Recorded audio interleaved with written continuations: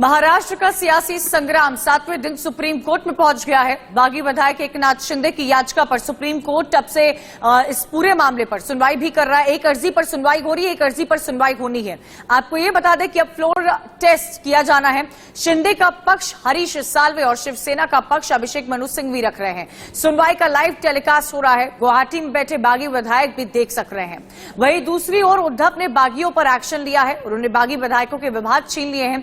शिंदे का डिपार्टमेंट अब सुभाष देसाई को दिया गया है। ये 6 तस्वीरें इस वक्त आपको दिखा रहे हैं जो महाराष्ट्र से गुवाहाटी तक सियासत अपने चरम पर है। उनको देखिए और समझिए। सुप्रीम कोर्ट में उद्धव वर्सेस शिंदे की जो बागी विधायक इस वक्त उसके साथ जो गुट मौजूद है उसको लेकर बहस हो रही है। ठाणे में तस्वीर आप देख रहे हैं। शिंदे के समर्थन में पार्षद पहुंच गए हैं। ये तमाम तस्वीरें, इन 6 तस्वीरों को देखकर आप समझ सकते हैं मंगलवार से लेकर अब तक कैसे संकट गहरा गया है। सुप्रीम कोर्ट में सुनवाई जारी है और इसी बीच बड़ी खबर आप जान लीजिए।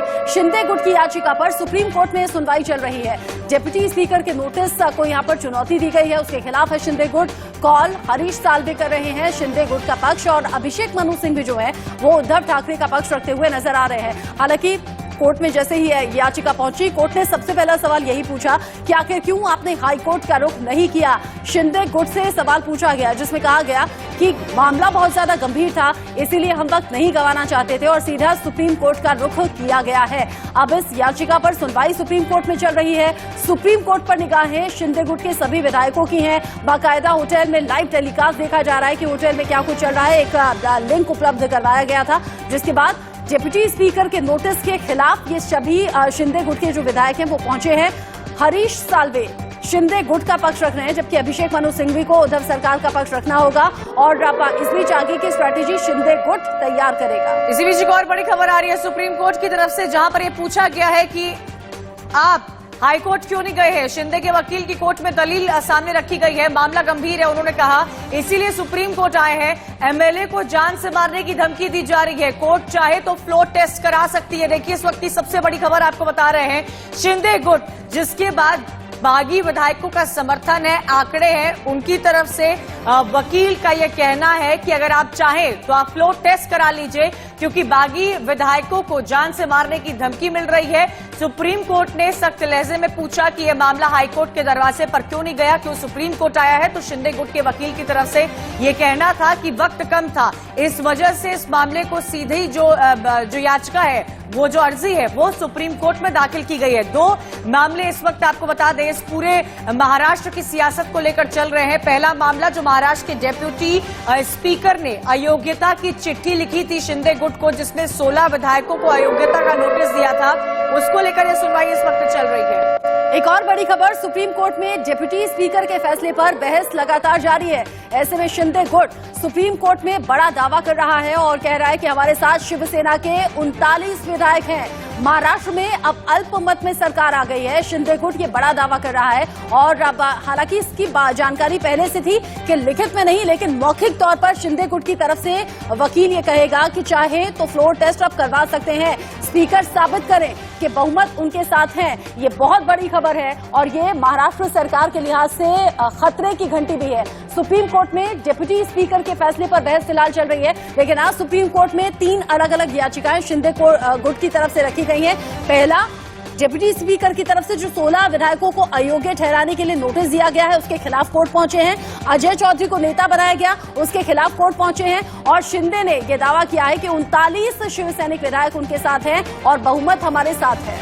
इन सबके बीच एक और बड़ी खबर आ रही है। स्पीकर का नोटिस जारी करना गलत है। देखिए एक एक अपडेट इस वक्त आपको दिखा रहे हैं। स्पीकर इस मामले में जल्दी में थे। 22 जून को मीटिंग में आने पर नोटिस दिया गया था और 23 जून को अयोग्यता की अर्जी दी गई थी। स्पीकर ने सिर्फ 2 दिन का वक्त दिया था। ये देखिए शिंदे गुट के जो वकील हैं कॉल, उनकी तरफ से ये दलील दी जा रही है कि जो अयोग्यता का नोटिस जारी किया गया था वो पूरी तरह से अमान्य है। आपको यहां पर यह भी जानकारी दे दें कि इस पूरे इस पर ज्यादा जानकारी के साथ उर्वशी खोना मुंबई से हमारे साथ जुड़ी हुई है और दिल्ली से मनोहर केसरी जुड़े हुए हैं। उर्वशी, लगातार अपडेट्स आ रहे हैं। मनोहर, सुप्रीम कोर्ट में इस पूरे मामले को लेकर सुनवाई चल रही है। डेप्यूटी स्पीकर ऑफ महाराष्ट्र ने अयोग्यता का नोटिस जारी किया गया था, लेकिन कॉल की तरफ से जो इस वक्त शिंदे गुट के वकील हैं उनकी तरफ से तमाम बातें सामने आ रही है। ये कहा जा रहा है कि वक्त कम था और ये भी कहा जा रहा है कि जो नोटिस डेप्यूटी स्पीकर ने दिया है वो अमान्य है। क्या मायने निकलेंगे इसके? देखिए, मायने साफ है और सुप्रीम कोर्ट में तकरीबन 40 मिनट से बहस चल रही है। अगर हम देखें तो 2-3 मेन पॉइंट्स रहे हैं। पहली बात करें तो जिस प्रकार से डिप्टी स्पीकर ने इनके 16 विधायकों को अयोग्यता का नोटिस दिया था, उसे लेकर के उन्होंने कहा है कि ये गलत नोटिस दिया गया, इन्हें वक्त नहीं दिया गया क्योंकि मात्र 2 दिन का वक्त दिया गया। और शिंदे के वकील हैं, उन्होंने 2 जजों के बेंच के सामने ये बात रखी है कि जबकि नियम के मुताबिक 14 दिन होते हैं। पहली बात ये हुई। दूसरी बात उन्होंने ये कही कि अब तक पॉलिटिकल बयानबाजी हो रही थी, तमाम दावे किए जा रहे थे कि 39 विधायक इनके साथ हैं, लेकिन सुप्रीम कोर्ट में इन्होंने आज जज के सामने कहा है कि उनके साथ 39 विधायक हैं, चाहे तो फ्लोर टेस्ट करा लें।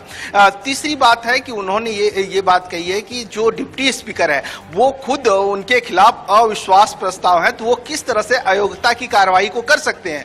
तो उन्होंने जो शिंदे के वकील हैं उन्होंने ये बात रखी है और अरुणाचल प्रदेश में जिस तरह से घटनाक्रम घटा उसकी उन्होंने यहां पर एक उदाहरण देते हुए जज के सामने बात रखी है और अभी ये पूरा मामला चल रहा है। तो मतलब साफ है कि जिस प्रकार से शिंदे की ओर से, उनके वकील की ओर से ये बात रखी गई कि उनकी जो अयोग्यता की अर्जी है जो डिप्टी स्पीकर की ओर से दी गई है वो गलत दी गई है। डिप्टी स्पीकर के खिलाफ अविश्वास प्रस्ताव है। सबसे पहले उसके अविश्वास प्रस्ताव पर बात हो, तौर पर चल रहा था वो अब ऑफिशियल चल रहा है। अगर सुप्रीम कोर्ट में लिखित में ये दावा कर दिया है शिंदे गुट ने।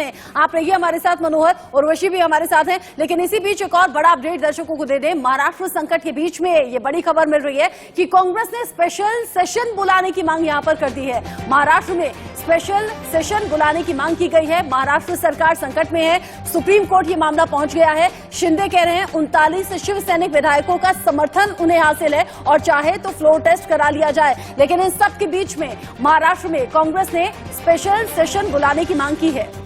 इसी बीच आपको बता दें, देखिए लगातार ये जो मामला है महाराष्ट्र की सियासत का वो बढ़ता चला जा रहा है। कांग्रेस भी अब इस मुद्दे पर स्पेशल सेशन की मांग कर रही है। महाराष्ट्र में संकट गहराता जा रहा है। शिंदे कॉन्फिडेंट नजर आ रहे हैं। सीधे तौर पर जो शिंदे की तरफ से वकील हैं, कॉल है, उन्होंने साफ तौर पर कहा है कि इन सब के बीच जो है फ्लोर टेस्ट करा लिया जाए। इन सब के बीच एक और बड़ी खबर आ रही है।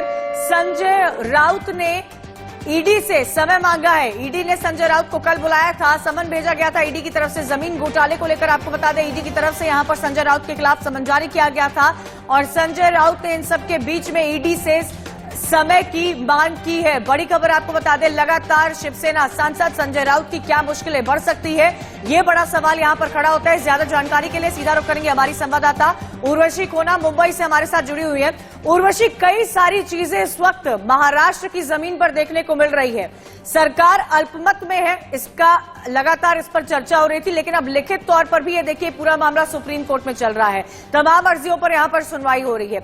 इन सब के बीच में शिवसेना के सांसद संजय राउत, जो अपने शायराना अंदाज के लिए जाने जाते हैं, एक के बाद एक बयानबाजी कर रहे थे, कई गंभीर आरोप लगा रहे थे, केंद्र सरकार पर लगा रहे थे, बागी विधायकों पर लगा रहे थे। उन पर ईडी की गाज गिरती हुई नजर आ रही है। बताया जा रहा है कि उन्होंने समय मांगा है। जी बिल्कुल, हम देख रहे हैं कि किस तरह से ईडी के ऑफिसर्स ने कहा था कि उन्हें कल समन किया गया था, कल बुलाया गया था और संजय राउत ने अब ईडी से समय मांगा है अपीयर होने के लिए। और साथ ही में उन्होंने एक ट्वीट किया है जहां पे उन्होंने लिखा है कि किस तरह से अब ईडी ने अगर समन बुलाया है, मतलब ये जोरदार का एक शिव सैनिकों का आगमन होगा स्ट्रीट्स पर, ऐसा उनका मानना है। बोलते ये वो कह रहे हैं कि कैसे बाला साहब ठाकरे के शिव सैनिक अब रियल बैटल ग्राउंड में उतरेंगे और उन्होंने देवेंद्र फडणवीस यानी कि फॉर्मर मुख्यमंत्री जो है, जिनके यहाँ पे हम लोग फिलहाल खड़े भी हैं, वहाँ पे उनको जो है ये मार्क किया है, उनको कहीं ना कहीं ये एक पूरी तरह से सिग्नल दिया है। हम देखते हैं कि किस तरह से सुप्रीम कोर्ट में लगातार जिस प्रकार से एक बहस चल रही है, शिंदे की ओर से ये रखा जा रहा है 2 इंपॉर्टेंट पॉइंट, जहाँ पे उन लोग ये बता रहे हैं कि किस तरह से स्पीकर को लेकर कहीं ना कहीं ये इलीगल स्पीकर का कॉल है।